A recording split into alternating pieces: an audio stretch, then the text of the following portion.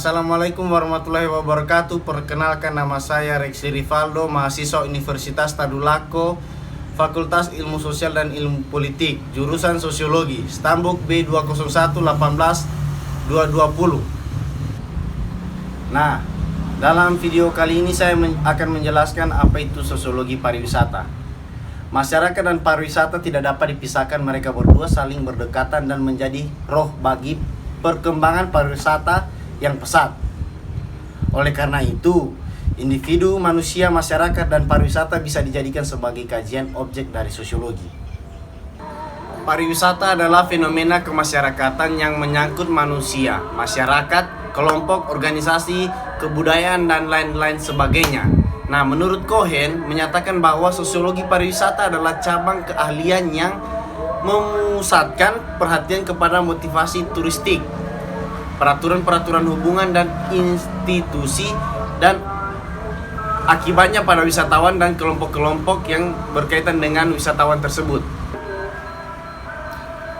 Nah, karena pariwisata menyangkut manusia dan masyarakat, maka pariwisata sangat sesuai untuk dijadikan objek dari sosiologi.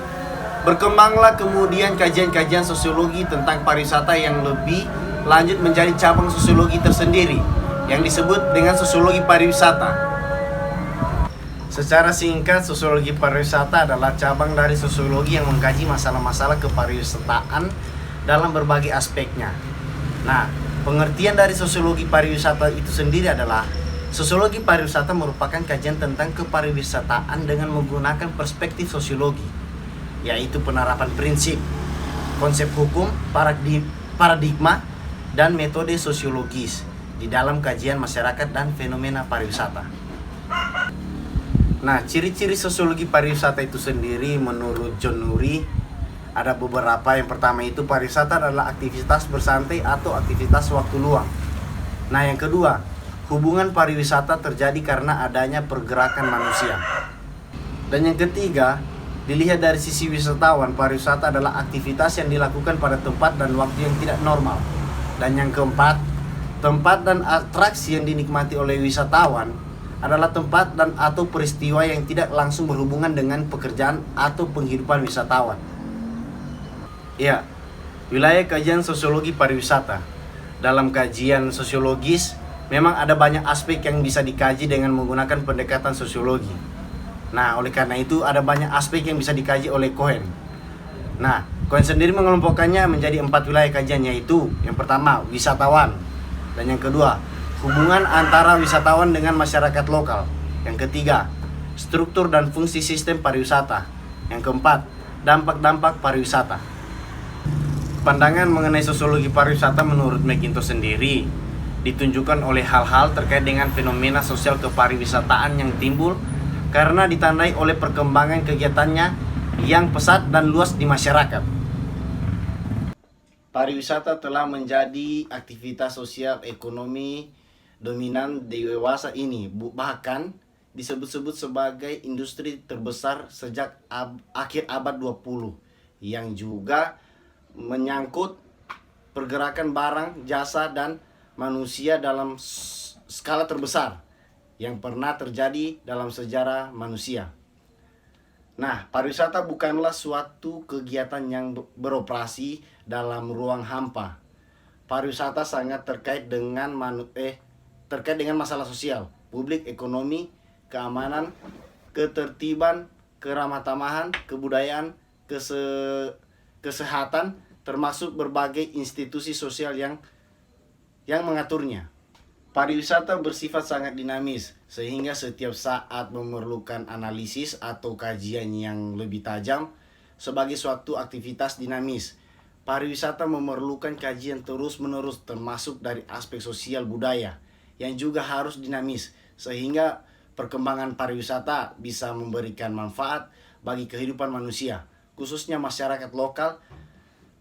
Pariwisata tidaklah eksklusif dalam arti bahwa pariwisata bukan saja menyangkut bangsa tertentu, melainkan juga dilakukan oleh hampir semua ras, etnik, dan bangsa, sehingga pemahaman aspek-aspek sosial budaya sangat penting. Nah, pariwisata selalu mempertemukan dua atau lebih kebudayaan yang berbeda, yang mempunyai perbedaan dan norma, nilai, kepercayaan, kebiasaan, dan sebagainya. Pertemuan manusia atau masyarakat dengan latar belakang sosial budaya yang berbeda akan menghasilkan berbagai proses akulturasi, dominasi, asimilasi, adopsi, adaptasi dalam kaitan hubungan antar budaya yang tentunya merupakan salah satu sentral dalam sosiologi. Iya, hubungan kontribusi sosiologi terhadap ilmu pariwisata. Nah, sosiologi adalah ilmu pengetahuan yang menelaah bagaimana hubungan manusia dalam masyarakat terhadap lingkungannya. Sosiologi memberikan kontribusi pikiran dalam mengkaji lingkungan dalam kaitannya dengan pariwisata. Untuk yang pertama, untuk mengadakan identifikasi terhadap faktor-faktor sosial yang harus dipertimbangkan untuk mengadakan proyeksi terhadap pola-pola eksploitasi di masa-masa mendatang.